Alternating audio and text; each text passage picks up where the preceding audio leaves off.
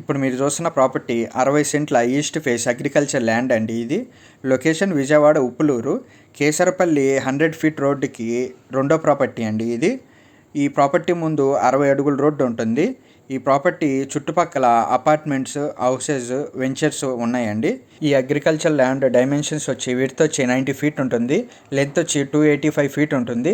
Price ఒక్కొక్క scent 3,50,000 చెప్తున్నారండి, slightly negotiable. మీకు ఈ ప్రాపర్టీ యొక్క ఫుల్ ఇన్ఫర్మేషన్ కావాలంటే డిస్క్రిప్షన్లో ఉంటుందండి, చూడండి.